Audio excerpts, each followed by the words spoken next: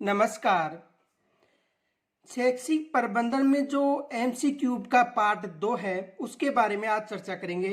तो देखो, एक तो प्रश्न ये बन सकता है, भारतीय साहित्य में शिक्षा के लिए विद्या शब्द का प्रयोग हुआ है जिसकी उत्पत्ति संस्कृत के विद धातु से हुई। संस्कृत के किस धातु से?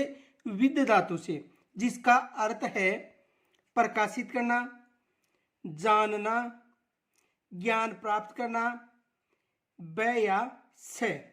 तो देखो, जो भारतीय साहित्य में शिक्षा के लिए जो विद्या शब्द का प्रयोग हुआ है जिसकी उत्पत्ति संस्कृत विद धातु से, और विद धातु का अर्थ है जानना और ज्ञान प्राप्त करना, यानी द, जिसमें कौन कौन से ऑप्शन हो गए? जानना और ज्ञान प्राप्त करना, यानी विद धातु का अर्थ है जानना और ज्ञान प्राप्त करना।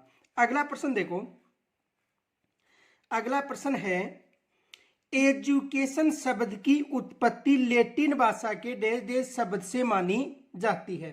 तो लैटिन भाषा के एडुकेट से मानी जाती है, या एडुक से मानी जाती है, या एडुकेटम से मानी जाती है, या सभी से मानी जाती है। तो एजुकेशन शब्द की उत्पत्ति लैटिन भाषा के एडुकेर, एडुक और एडुकेटम यानी उपयुक्त सभी तीनों से मानी जाती है। किन किन से? एडुकेयर भी होता है, एडुक भी होता है और एडुकेटम भी होता है। आगे देखो, अगला प्रश्न है, अंग्रेजी में मैनेजमेंट का हिंदी रूपांतर है प्रबंधन होगा, या नियोजन होगा, निर्देशन होगा, या नियंत्रण होगा। तो देखो, अंग्रेजी में जो मैनेजमेंट शब्द है इसका हिंदी रूपांतर प्रबंधन होगा। अगला प्रश्न देखो, प्रबंधन के सिद्धांतों का जन्मदाता, यानी प्रबंधन के सिद्धांतों का जन्मदाता किसे कहा जाता है? यह एग्जाम में प्रश्न आ चुका है कि प्रबंधन के सिद्धांत का जन्मदाता किसे कहा जाता है? टेलर को कहा जाता है, या हेनरी फियोल को कहा जाता है, या लूथर गुली को कहा जाता है, या जेबी सीयर्स को कहा जाता है? तो प्रबंधन के सिद्धांत का जो जन्मदाता है ये हेनरी फियोल को कहा जाता है। किसे कहा जाता है? हेनरी फियोल को। तो इसमें क्या होगा? ब। अगला प्रश्न देखो, अगला प्रश्न है, वैज्ञानिक प्रबंधन का पिता किसे कहा जाता है? किसका? वैज्ञानिक प्रबंधन का जो पिता है वो किसे कहा जाता है? एफ.डब्ल्यू. टेलर को, या सीयर्स को, लूथर गुलिक, या हेनरी फियोल? तो वैज्ञानिक प्रबंधन का पिता एफ.डब्ल्यू. टेलर को कहा जाता है। अगला प्रश्न देखो, अगला प्रश्न है,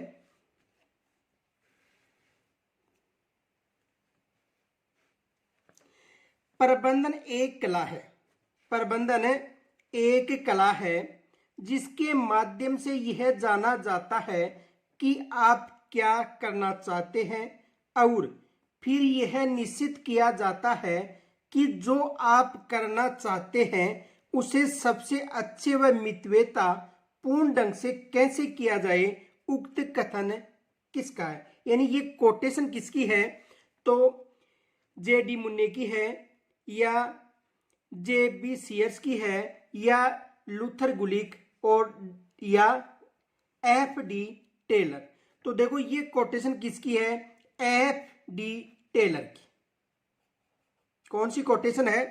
प्रबंधन एक कला है जिसके माध्यम से यह जाना जाता है कि आप क्या करना चाहते हैं, और फिर यह निश्चित किया जाता है कि जो आप करना चाहते हैं उसे सबसे अच्छे व मितव्ययता पूर्ण ढंग से कैसे किया जाए। उक्त कथन किसका है? एफ.डी. टेलर का। यह भी एग्जाम में प्रश्न आ चुका है। इनके अलावा देखो, अगला है, अगली कोटेशन है, देखो, प्रबंधन की विशेषताएं हैं। किसकी विशेषता? प्रबंधन की। प्रबंधन एक कला है, प्रबंधन एक विज्ञान है, प्रबंधन बहुआयामी होता है, उपयुक्त सभी।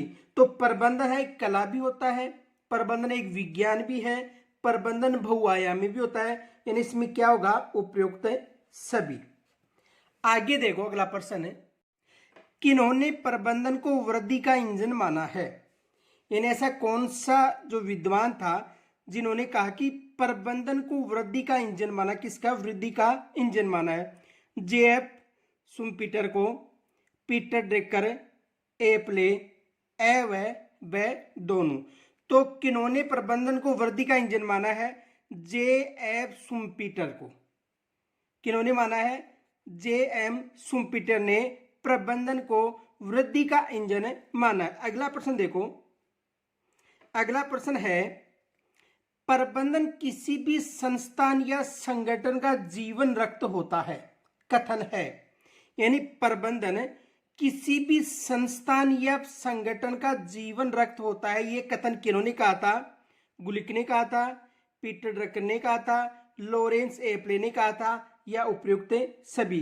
तो प्रबंधन किसी भी संस्थान या संगठन का जीवन रक्त किन्होंने कहा था? पीटर ड्रकर ने। अगला प्रश्न देखो।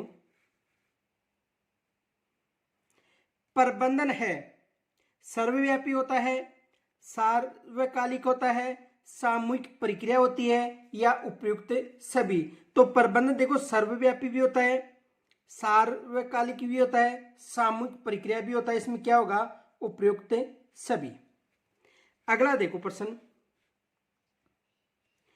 प्रबंधन एक निरंतर चलने वाली डैश डैश प्रक्रिया है।